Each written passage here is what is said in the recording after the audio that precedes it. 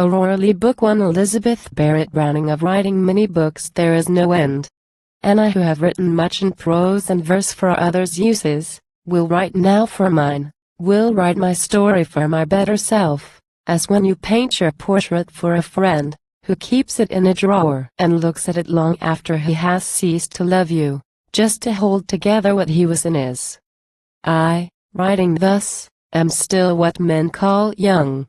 I have not so far left the coasts of life to travel inland, that I cannot hear that murmur of the outer infinite which unweaned babies smile at in their sleep when wondered at for smiling. Not so far, but still I catch my mother at her post beside the nursery door, with finger up, Person Quo. Hush, hush, here's too much noise. Person Quo.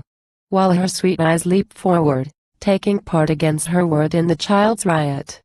Still I sit and feel my father's slow hand, when she had left us both, stroke out my childish curls across his knee, and hear a son to's daily jest. She knew he liked it better than a better jest. Inquire how many golden scuddy went to make such ringlets.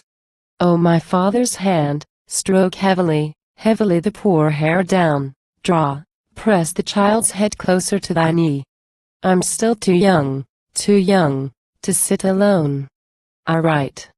My mother was a Florentine, whose rare blue eyes were shut from seeing me when scarcely I was 4 years old, my life a poor spark snatched up from a failing lamp which went out therefore.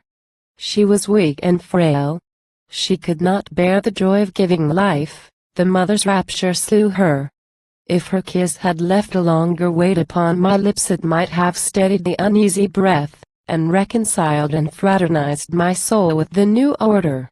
As it was, indeed, I felt a mother want about the world, and still went seeking, like a bleating lamb let out at night in shutting up the fold, as restless as a nest deserted bird grown chill through something being away, though what it knows not. I, Aurora Leigh, was born to make my father sadder, and myself not overjoyous, truly. Women know the way to rear up children, to be just, they know a simple, merry, tender knack of tying sashes, fitting baby shoes, and stringing pretty words that make no sense, and kissing full sense into empty words, which things are carols to cut life upon, although such trifles, children learn by such, love's holy earnest in a pretty play and get not over early solemnized, but seeing, as in a rose bush, love's divine which burns and hurts not a single bloom, become aware and unafraid of love. Such good do mothers. Fathers love as well mine did, I know, but still with heavier brains, and wills more consciously responsible, and not as wisely, since less foolishly.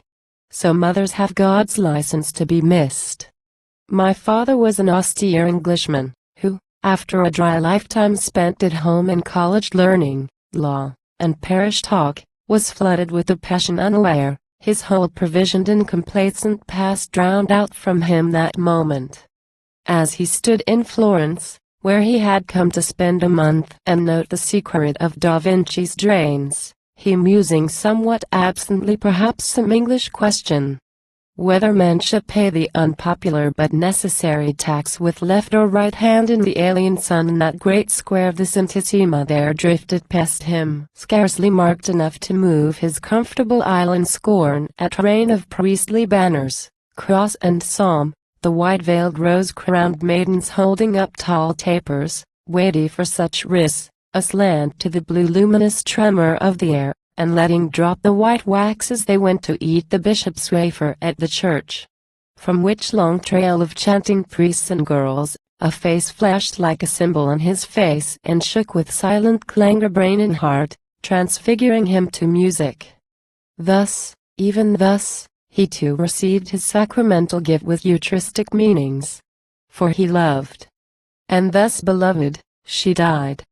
I've heard it said that but to see him in the first surprise of widower and father, nursing me, unmothered little child of 4 years old, his large man's hands afraid to touch my curls, as if the gold would tarnish, his grave lips contriving such a miserable smile as if he knew needs must, or I should die, and yet 'twas hard, would almost make the stones cry out for pity.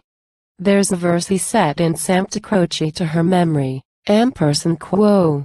Weep for an infant too young to weep much when death removed this mother, and Quo stops the mirth today on women's faces when they walk with rosy children hanging on their gowns, under the cloister to escape the sun that scorches in the piazza. After which he left our Florence and made haste to hide himself, his prattling child, and silent grief, among the mountains above Pelago. Because unmothered babes, he thought, had need of Mother Nature more than others use, and Pan's white goats, with udders warm and full of mystic contemplations, come to feed poor milkless lips of orphans like his own. Such scholar scraps he talked, I've heard from friends, for even prosaic men who wear grief long will get to wear it as a hat aside with a flower stuck in. Single quote. Father, then, and child, we lived among the mountains many years, God's silence on the outside of the house, and we who did not speak too loud within, an old Assunta to make up the fire, crossing herself when a sudden flame which lightened from the firewood, made alive that picture of my mother on the wall. The painter drew it after she was dead, and when the face was finished, throat and hands, her camarera carried him, in hate of the English-fashioned shroud, the last brocade she dressed in at the pity. Person Quo. He should paint no sadder thing than that, Person Quo. She swore, Person Quo, to wrong her poor signora. Person Quo. Therefore very strange the effect was. I, a little child, would crouch for hours upon the floor with knees drawn up, and gaze across them, half in terror, half in adoration, at the picture there, that swan-like supernatural white life just sailing upward from the red stiff silk which seemed to have no part in it nor power to keep it from quite breaking out of bounds. For hours I sat and stared. Assunta saw, and my poor father's melancholy eyes still pointed that way. That way went my thoughts when wandering beyond sight.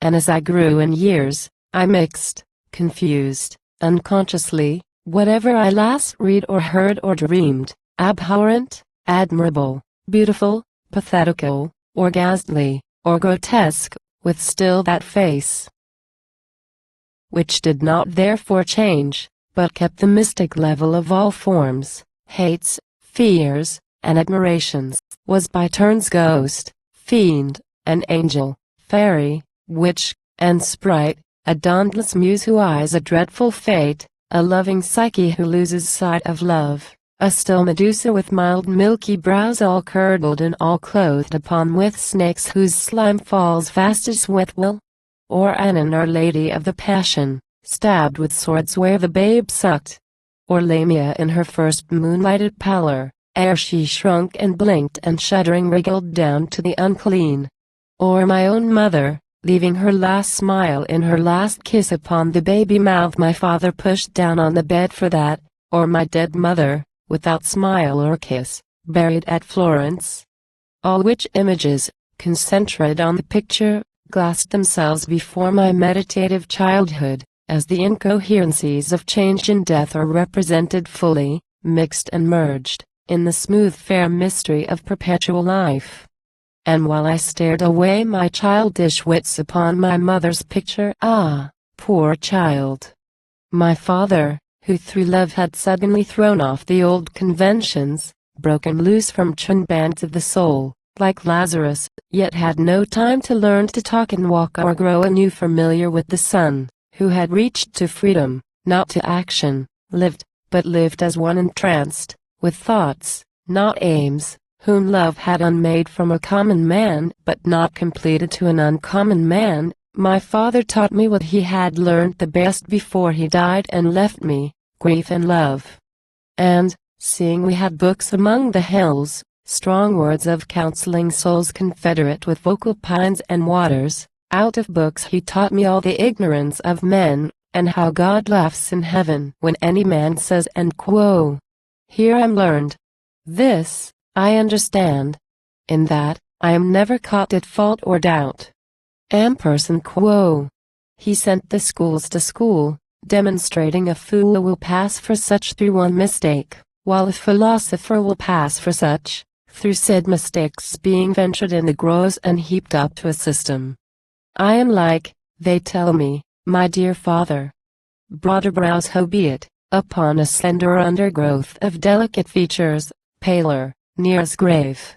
But then my mother's smile breaks up the whole, and makes it better sometimes than itself. So, 9 full years, our days were hid with God among his mountains. I was just 13, still growing like the plants from unseen roots in tongue-tied springs, and suddenly awoke to full life and life's needs and agonies with an intense, strong, struggling heart beside a stone-dead father. Life, struck sharp on death, makes awful lightning. His last word was and quo. Love and quo. Person Quo. Love, my child, love, love. Person Quo. Then he had done with grief. Person Quo. Love, my child. Person Quo. I answered he was gone, and none was left to love in all the world. There ended childhood. What succeeded next I recollect as, after fevers, men thread back the passage of delirium, missing the turnstile, baffled by the door. Smooth endless days, notched here and there with knives, a weary, wormy darkness, spurred either flank with flame, that it should eat and end itself like some tormented scorpion. Then at last I do remember clearly how there came a stranger with authority, not right I thought not, who commanded, caught me up from old Asunta's neck. How, with a shriek, she let me go, while I, with ears too full of my father's silence to shriek back a word, in all a child's astonishment at grief stared at the wharf edge where she stood and moaned, my poor Asunta, where she stood and moaned. The white walls, the blue hills, my Italy, drawn backward from the shuddering steamer deck, like one in anger drawing back her skirts which suppliants catch at. Then the bitter sea inexorably pushed between us both and, sweeping up the ship with my despair, threw us out as a pasture to the stars. 10 nights and days we voyaged on the deep. 10 nights and days without the common face of any day or night. The moon and sun cut off from the green reconciling earth, to starve into a blind ferocity and glare unnatural. The very sky dropping its bayonet down upon the sea, as if no human heart should scape alive, bedraggled with the desolating salt, until it seemed no more that holy heaven to which my father went. All new and strange. The universe turned stranger, for a child. Then, land. Then, England. Oh, the frosty cliffs looked cold upon me.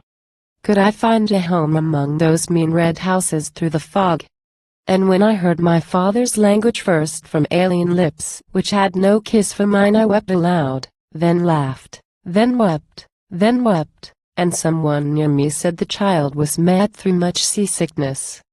The train swept us on. Was this my father's England? The great isle? The ground seemed cut up from the fellowship of verdure, field from field, as man from man. The skies themselves looked low and positive, as almost you could touch them with a hand, and dare to do it, they were so far off from God's celestial crystals. All things blurred and dull and vague. Did Shakespeare and his mates absorb the light here? Not a hill or stone with heart to strike a radiant color up or active outline on the indifferent air. I think I see my father's sister stand upon the hall step of her country house to give me welcome. She stood straight and calm, her somewhat narrow forehead braided tight as if for taming accidental thoughts from possible pulses. Brown hair pricked with gray by frigid use of life. She was not old, although my father's elder by a year. A nose drawn sharply, yet in delicate lines. A close mild mouth, a little soured about the ends, through speaking unrequited loves or peradventure niggardly half-truths. Eyes of no color, once they might have smiled, but never have forgot themselves in smiling. Cheeks, in which was yet a rose of perished summers, like a rose in a book, kept more for ruth than pleasure, if past bloom, past fading also.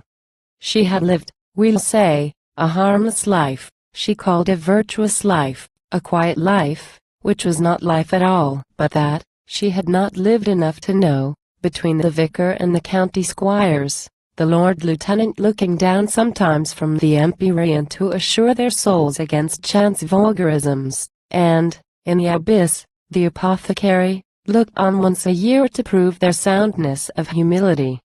The poor club exercised her Christian gifts of knitting stockings, stitching petticoats, because we are of one flesh, after all, and need one flannel, with the proper sense of difference in the quality. And still the book club, guarded from your modern trick of shaking dangerous questions from the crease, preserved her intellectual.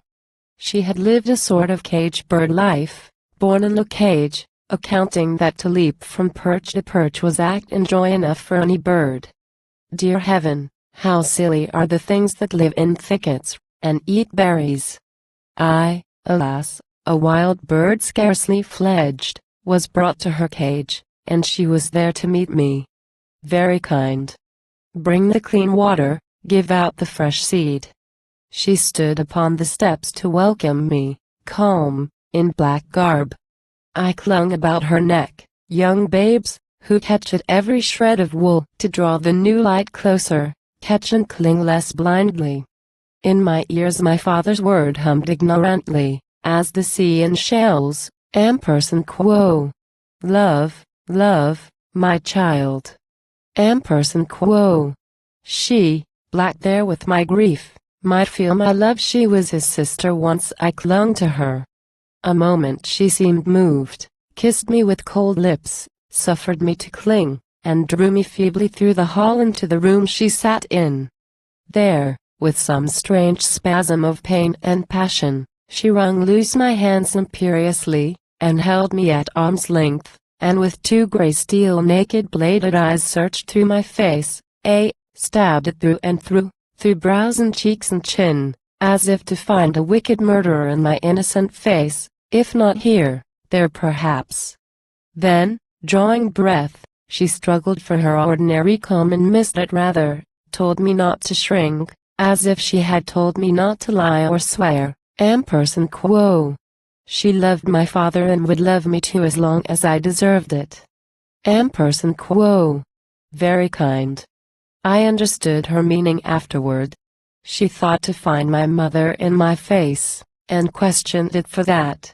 For she, my aunt, had loved my father truly, as she could, and hated, with the gall of gentle souls, my Tuscan mother who had fooled away a wise man from wise courses, a good man from obvious duties, and, depriving her, his sister, of the household precedence, had wronged his tenants, robbed his native land, and made him mad, alike by life and death, in love and sorrow.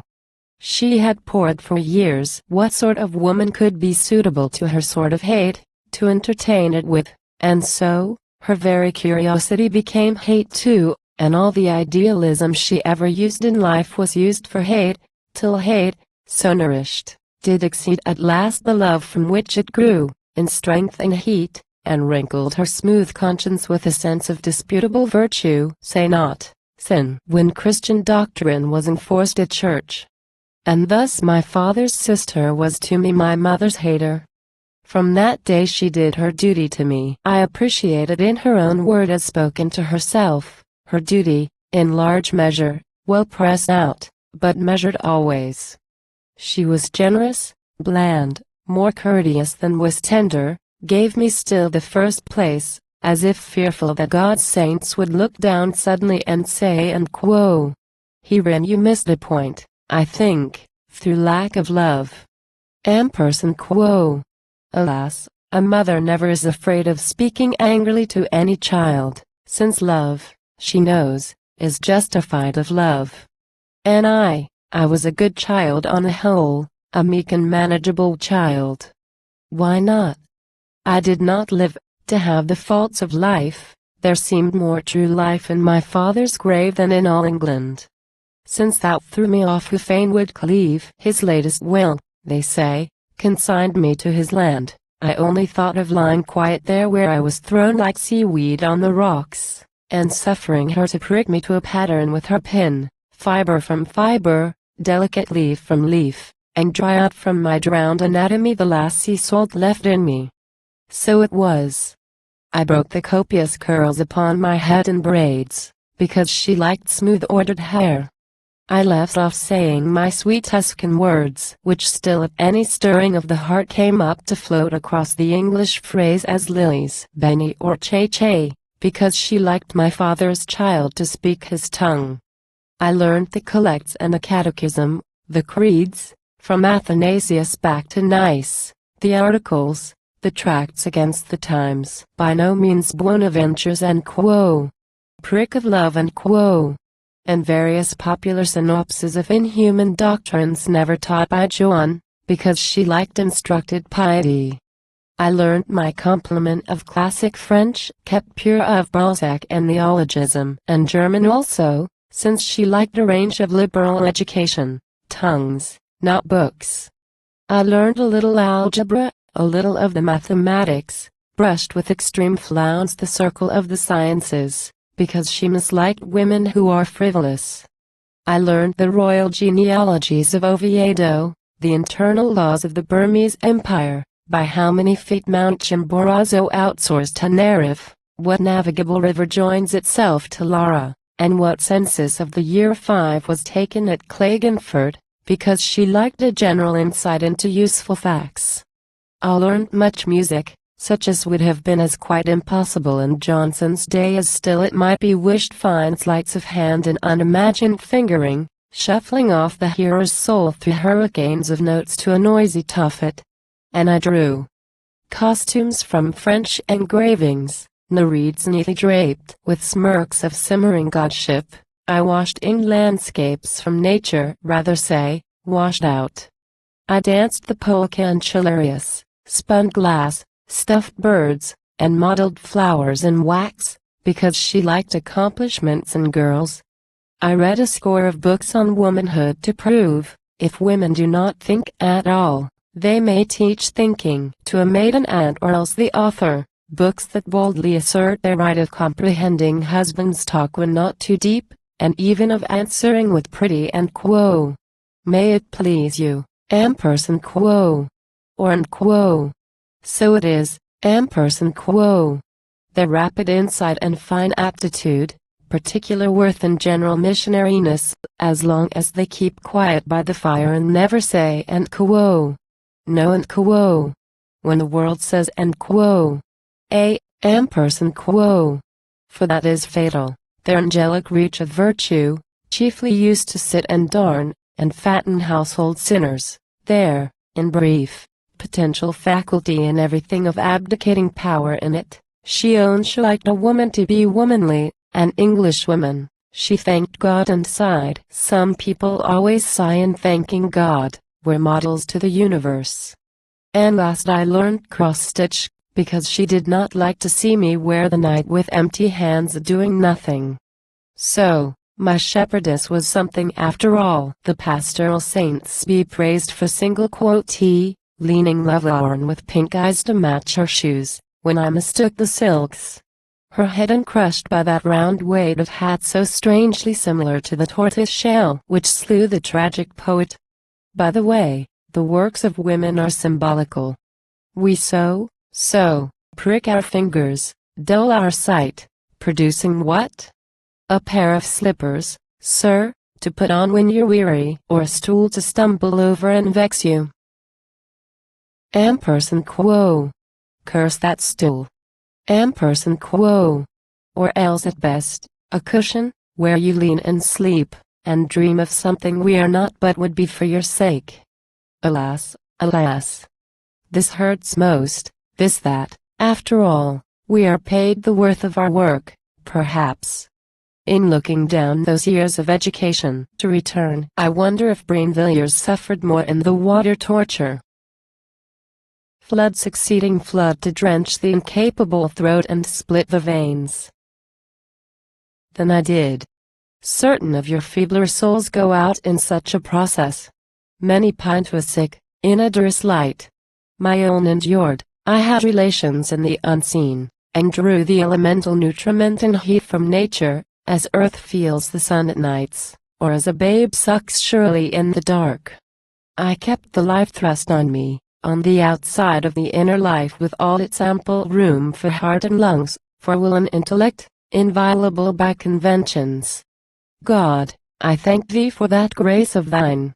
At first I felt no life which was not patience, did the thing she bade me, without heed to a thing beyond it, sat in just the chair she placed, with back against the window, to exclude the sight of the great lime tree on the lawn, which seemed to have come on purpose from the woods to bring the house a message, and walked demurely in her carpeted low rooms, as if I should not, hearkening my own steps, misdoubt I was alive.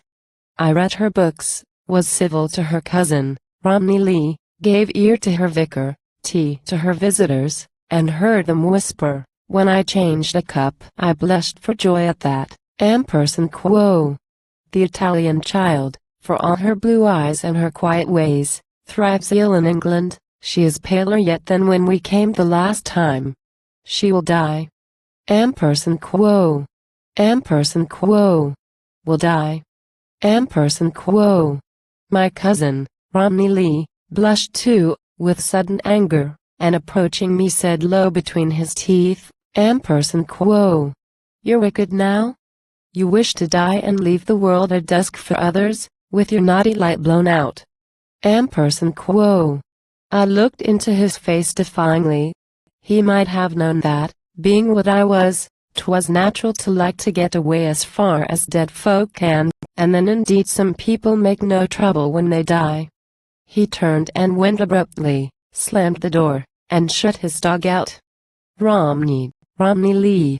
I have not named my cousin hitherto, and yet I used him as a sort of friend. My elder by few years, but cold and shy and absent. Tender, when he thought of it, which scarcely was imperative, grave betimes, as well as early master of Leigh Hall, whereof the nightmare sat upon his youth, repressing all its seasonable delights, and agonizing with a ghastly sense of universal hideous want and wrong to incriminate possession. When he came from college to the country, very oft he crossed the hill on visits to my aunt, with gifts of blue grapes from the hothouses, a book in one hand, mere statistics if I chanced to lift the cover, count of all the goats whose beards grow sprouting down toward hell against God's separative judgment hour. And she almost loved him, even allowed that sometimes he should seem to sigh my way. It made him easier to be pitiful, and sighing was his gift. So, undisturbed, at while she let him shut my music up and push my needles down, and lead me out to see in that south angle of the house the figs grow black as if by a Tuscan rock, on some light pretext. She would turn her head at other moments, go to fetch a thing, and leave me breath enough to speak with him, for his sake. It was simple. Sometimes too he would have saved me utterly, it seemed, he stood and looked so. Once, he stood so near, he dropped a sudden hand upon my head bent down on woman's work, as soft as rain, but then I rose and shook it off as fire, the stranger's touch that took my father's place yet dared seem soft. I used him for a friend before I ever knew him for a friend. 'Twas better, 'twas worse also, afterward, we came so close, we saw our differences too intimately. Always Romney Leigh was looking for the worms, I for the gods. A godlike nature has. The gods look down, incurious of themselves. And certainly 'tis well I should remember, how, those days, I was a worm too, and he looked on me. A little by his act perhaps, yet more by something in me, surely not my will, I did not die. But slowly, as one in swoon, to whom life creeps back in the form of death, with a sense of separation, a blind pain of blank obstruction, and a roar the ears of visionary chariots which retreat as earth grows clearer. Slowly, by degrees, I woke, rose up. Where was I? In the world. for uses therefore I must count worthwhile. I had a little chamber in the house, as green as any privet hedge a bird might choose to build in, though the nest itself could show but dead brown sticks and straws.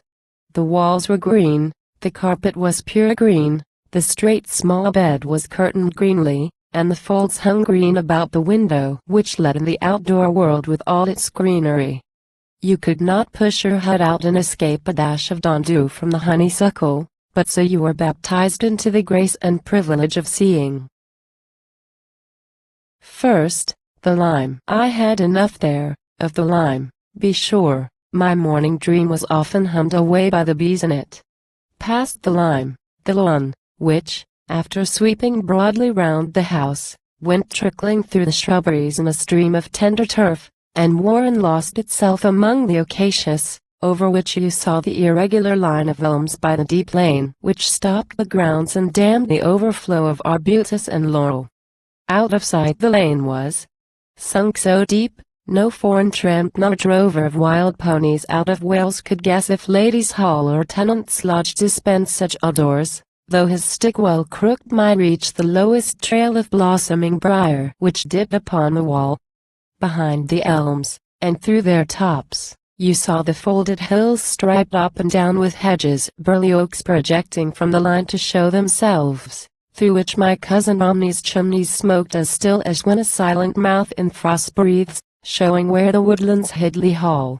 While, far above, a jet of tableland, a promontory without water, stretched. You could not catch it if the days were thick, or took it for a cloud. But, otherwise, the vigorous sun would catch it up at eve and use it for an anvil till he had filled the shelves of heaven with burning thunderbolts, protesting against night and darkness. Then, when all his setting trouble was resolved to a trance of passive glory, you might see in apparition on the golden sky, alas, my Giotto's background. The sheep run along the fine clear outline, small as mice that run along a witch's scarlet thread. Not a grand nature. Not my chestnut woods of Vallombrosa, cleaving by the spurs to the precipices. Not my headlong leaps of waters, that cry out for joy or fear in leaping through the palpitating pines, like a white soul tossed out to eternity with thrills of time upon it. Not indeed my multitudinous mountains, sitting in the magic circle, with the mutual touch electric, panting from their full deep hearts beneath the influent heavens, and waiting for communion and commission. Italy is one thing, England one. On English ground you understand the letter, ere the fall how Adam lived in a garden. All the fields are tied up fast with hedges, no Gaelic. The hills are crumpled plains, the plains parterres, the trees, round, woolly, ready to be clipped, and if you seek for any wilderness you find, at best, a park.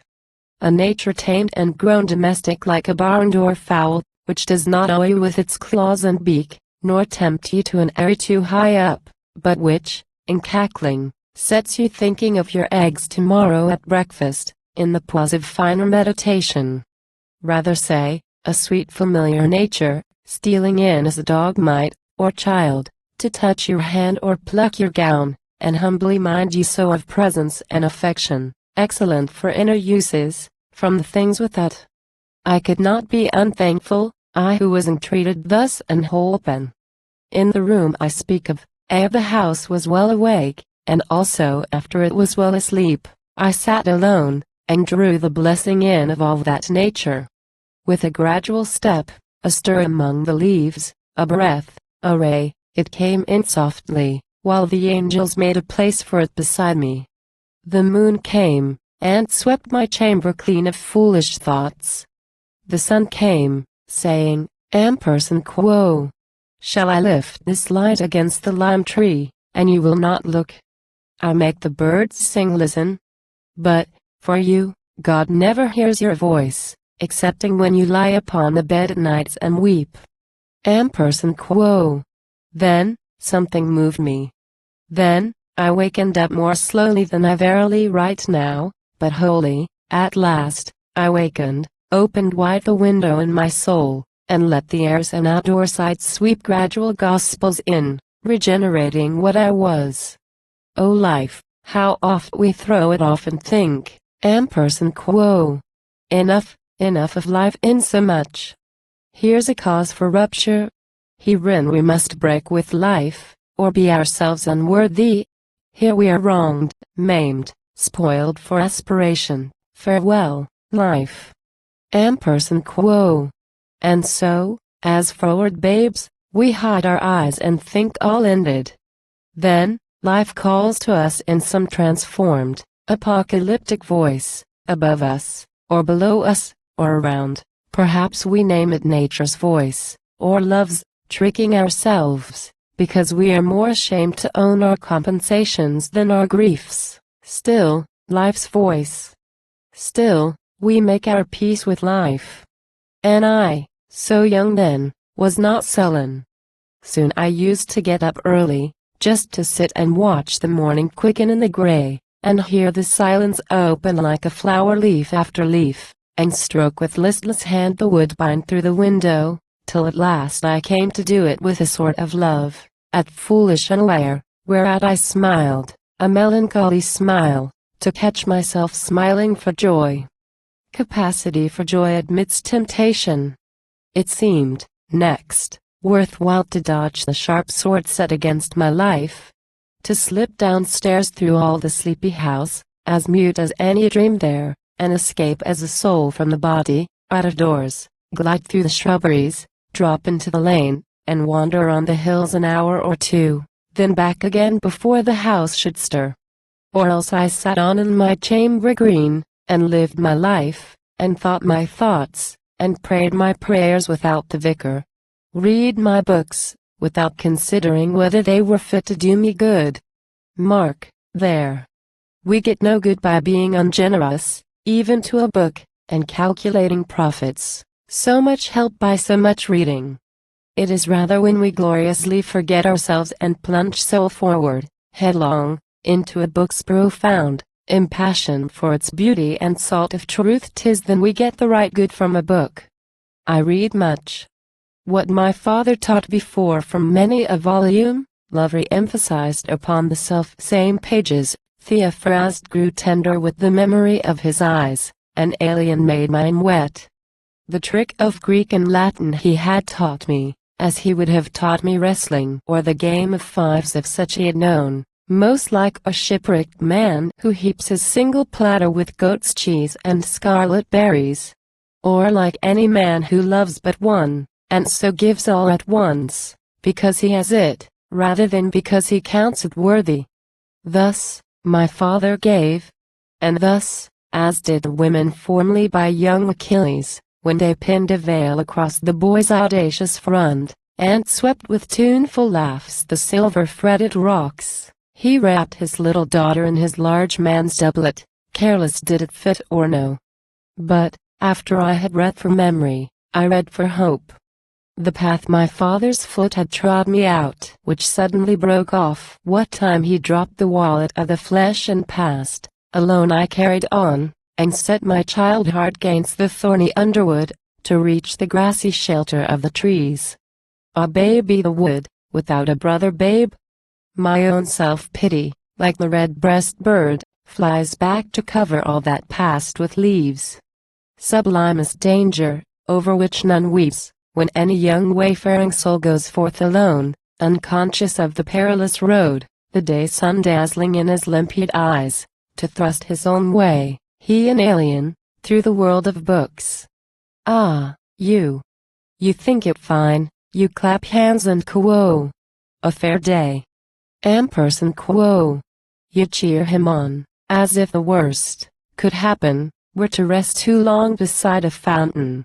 Yet, behold, the world of books is still the world, and worldings in it are less merciful and more puissant. For the wicked there are winged like angels. Every knife that strikes is edged from elemental fire to assail a spiritual life. The beautiful seems right by force of beauty, and the feeble wrong because of weakness. Power is justified though armed against Saint Michael. Many a crown covers bald foreheads. In the book world, true, there's no lack, neither, of God's saints and kings, that shake the ashes of the grave aside from their calm looks and undiscomfited look steadfast truths against time's changing mask. True, many a prophet teaches in the roads.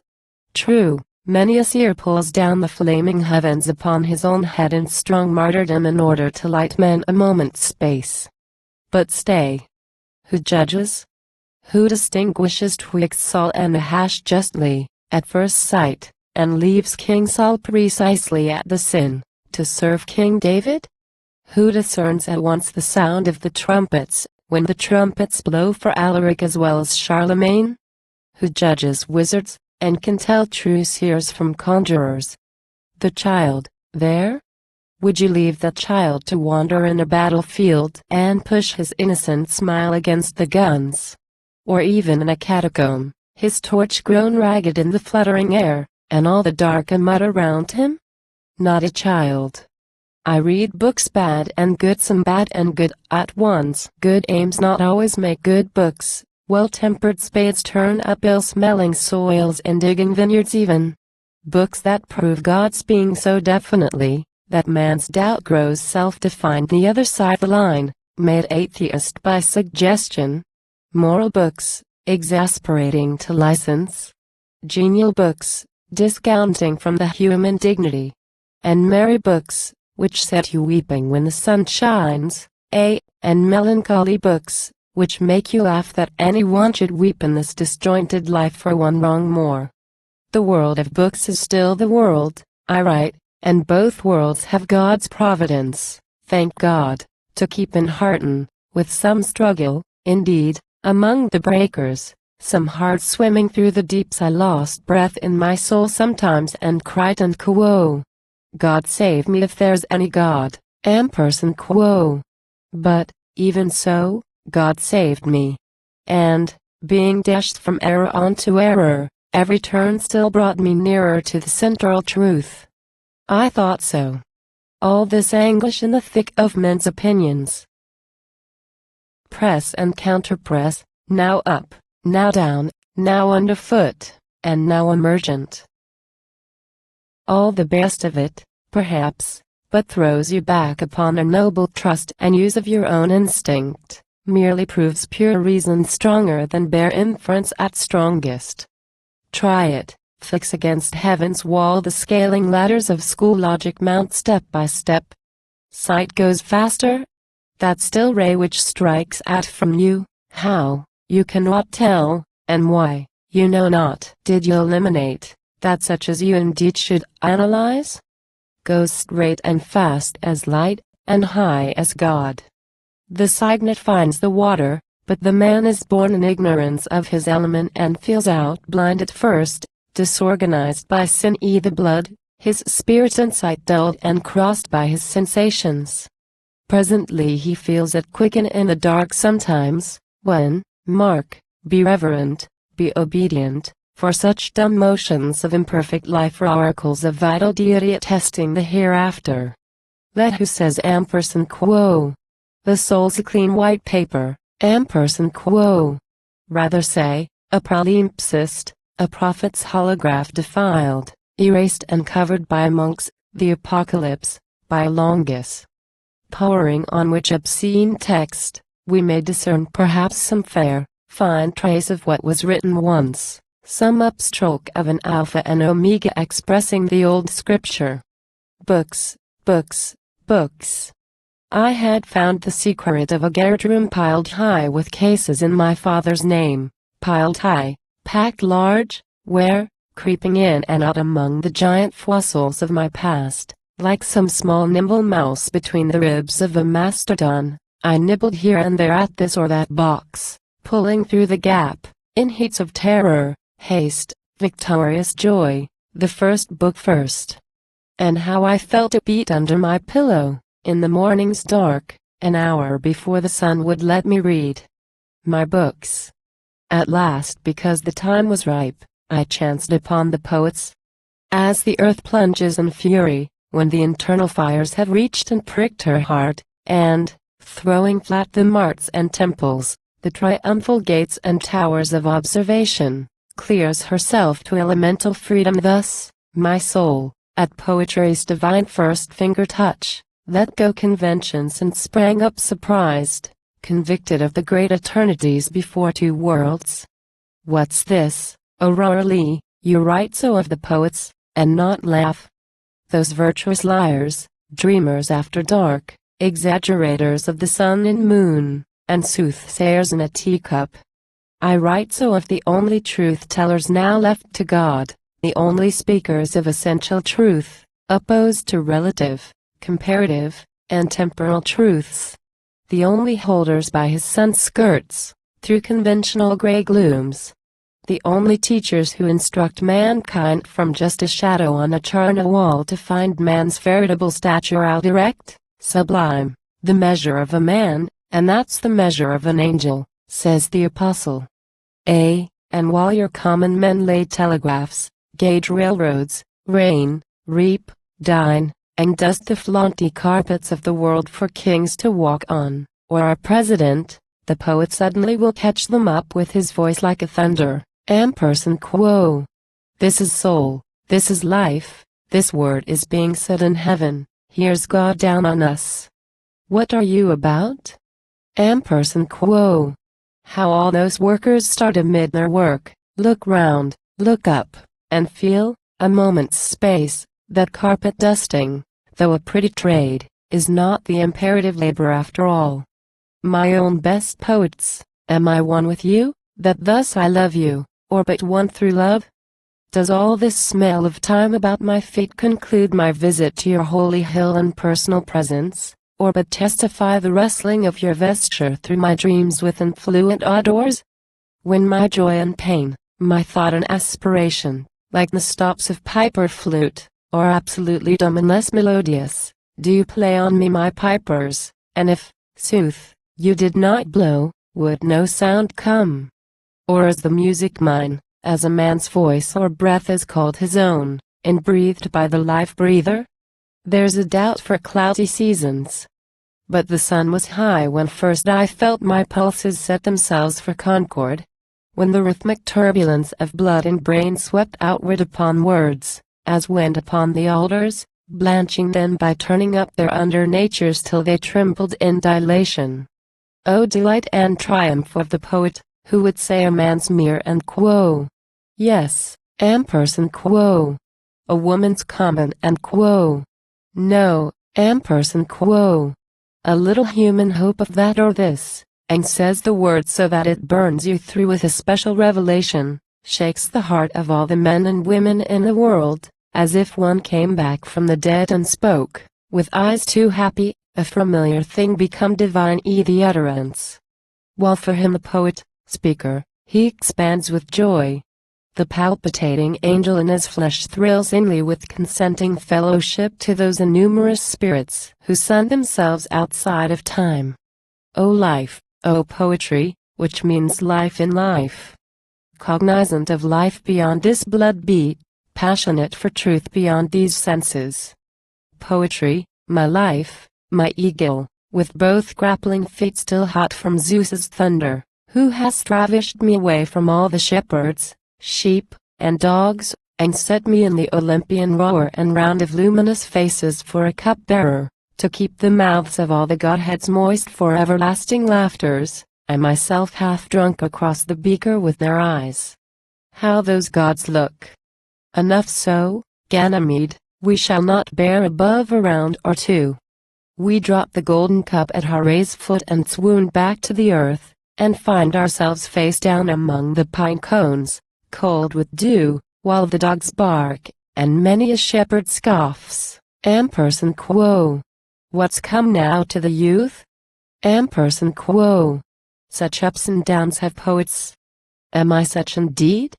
The name is royal, and to sign it like a queen is what I dare not, though some royal blood would seem to tingle in me now and then, with sense of power and with imposthumes and manias usual to the race. Howbeit I dare not, 'tis too easy to go mad and ape a Bourbon in a crown of straws. The thing's too common. Many fervent souls strike rhyme on rhyme, who would strike steel on steel if steel had offered, in a restless heat of doing something. Many tender souls have strung their losses on a rhyming thread, as children cowslips. The more pains they take, the work more withers. Young men, and maids, too often sow their wild oats in tame verse, before they sit down under their own vine and live for use. Alas, near all the birds will sing at dawn, and yet we do not take the chaffering swallow for the holy lark. In those days, though, I never analyzed, not even myself. Analysis comes late. You catch a sight of nature, earliest, in full front sun face, and your eyelids wink and drop before the wonder of single quotee. You miss the form, through seeing the light. I lived, those days, and wrote because I lived unlicensed else. My heart beat in my brain. Life's violent flood abolished bounds, and, which my neighbor's field, which mine, what mattered? It is thus in youth. We play at leapfrog over the God term. The love within us and the love without are mixed, confounded. If we are loved or love, we scarce distinguish. Thus, with other power, being acted on and acting seemed the same. In that first onrush of life's chariot wheels, we know not if the forests move or we. And so, like most young poets, in a flush of individual life I poured myself along the veins of others, and achieved mere lifeless imitations of live verse, and made the living answer for the dead, profaning nature. Person Quo. Touch not, do not taste, nor handle. Person Quo. We're too legal, who write young, we beat the formings till we hurt our thumbs, as if still ignorant of counterpoint. We call the muse, Person Quo. O muse, benignant muse, Person Quo. As if we had seen her purple braided head, with the eyes in it, start between the boughs as often as a stag's. What make-believe, with so much earnest? What effete results from virile efforts? What cold wire-drawn odes from such white heats? Bucolics, where the cows would scare the rider if they splashed the mud and lashing off the flies. Didactics, driven against the heels of what the master said.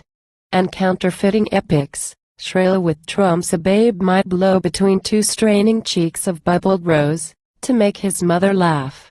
And elegiac griefs, and songs of love, like cast-off nosegays picked up on the road, the worse for being warm. All these things, writ on happy mornings, with a morning heart, that leaps for love, is active for resolve, weak for art only. Oft, the ancient forms will thrill, indeed, in carrying the young blood. The wineskins, now and then, a little warped, will crack even, as the new wine gurgles in. Spare the old bottles. Spill not the new wine. By Keats's soul, the man who never stepped in gradual progress like another man, but, turning grandly on his central self, ensfered himself in 20 perfect years and died, not young. The life of a long life distilled to a mere drop, falling like a tear upon the world's cold cheek to make it burn forever. By that strong accepted soul, I count it strange and hard to understand that nearly all young poets should write old, that Pope was sexagenary at 16, and beardless Byron academical, and so with others. It may be perhaps such have not settled long and deep enough in trance, to attain to clairvoyance, and still the memory mixes with the vision, spoils, and works it turbid. Or perhaps, again, in order to discover the muse sphinx, the melancholy desert must sweep round, behind you as before. For me, I wrote false poems, like the rest, and thought them true because myself was true in writing them. I peradventure have writ true ones since with less complacence. But I could not hide my quickening inner life from those at watch. They saw a light at a window, now and then. They had not sat there. Who had set it there? My father's sister started when she caught my soul agaze in my eyes. She could not say I had no business with a sort of soul, but plainly she objected, and averred that souls were dangerous things to carry straight through all the spilt saltpeter of the world.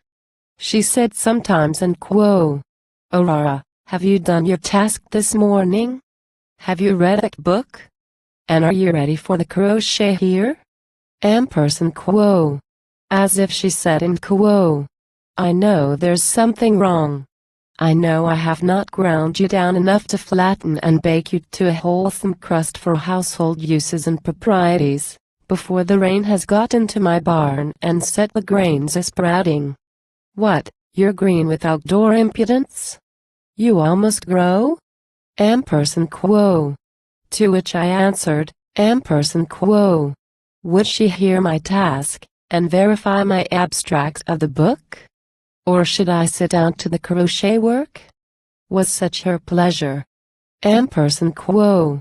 Then I sat and teased the patient needle till it spilt the thread, which oozed off from it in meandering lace from hour to hour. I was not, therefore, sad. My soul was singing at a work apart behind a wall of sense, as safe from harm as sings the lark when sucked up out of sight in vortices of glory and blue air. And so, through forced work and spontaneous work, the inner life informed the outer life, reduced the irregular blood to a settled rhythm, made cool the forehead with fresh sprinkling dreams, and, rounding to the spheric soul of the thin, pinned body, struck a color up the cheeks though somewhat faint. I clenched my brows across my blue eyes straightening in the looking-glass, and said in Quo. We'll live, Aurora. We'll be strong. The dogs are on us but we will not die. Person Quo. Whoever lives true life will love true love. I learned to love that England.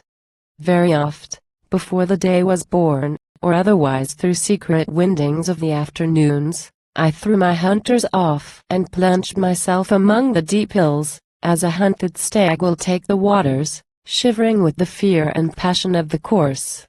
And when at last escaped, so many a green slope built on slope betwixt me and the enemy's house behind, I dared to rest, or wander, in a rest made sweeter for the step upon the grass, and view the ground's most gentle dimplement as if God's finger touched but did not press, and making England such an up and down of verdure, nothing too much up or down, a ripple of land.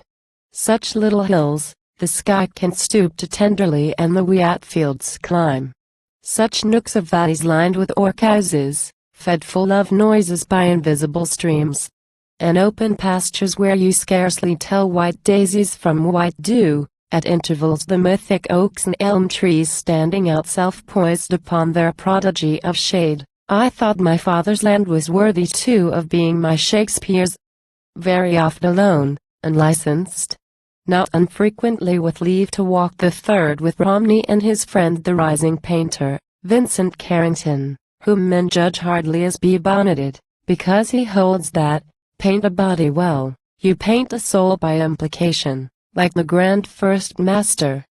Pleasant walks. For if he said in Quo. When I was last in Italy, Person Quo.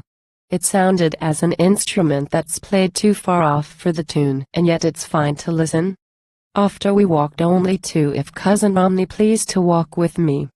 Worried, or talked, or quarreled, as it chanced. We were not lovers, nor even friends well matched, say rather. Scholars upon different tracks, and thinkers disagreed, he, overfull of what is, and I, happily, overbold for what might be. But then the thrushes sang, and shook my pulses and the elm's new leaves, at which I turned, and held my finger up, and bade him mark that, howsoe'er the world went ill, as he related, certainly the thrushes still sang in it. At the word his brow would soften, and he bore with me in melancholy patience, not unkind, while breaking into voluble ecstasy I flattered all the beauteous country around, as poets use, the skies, the clouds, the fields, the happy violets hiding from the roads the primroses run down to, carrying gold. The tangled hedgerows, where the cows push out impatient horns and tolerant churning mouths twixt dripping ash boughs, hedgerows all alive with birds and gnats and large white butterflies which look as if the Mayflower had caught life and palpitated forth upon the wind. Hills, vales, woods, netted in a silver mist, farms, granges, doubled up among the hills, and cattle grazing in the watered vales, and cottage chimneys smoking from the woods, and cottage gardens smelling everywhere, confused with smell of orchards. Ampersand quo. See, Ampersand quo. I said, Ampersand quo. And see. Is God not with us on the earth? And shall we put him down by aught we do? Who says there's nothing for the poor and vile save poverty and wickedness? Behold. Ampersand quo. And ankle deep in English grass I leapt and clapped my hands, and called all very fair. In the beginning when God called all good, even then was evil near us, it is writ. But we indeed who call things good and fair, the evil is upon us while we speak. Deliver us from evil, let us pray.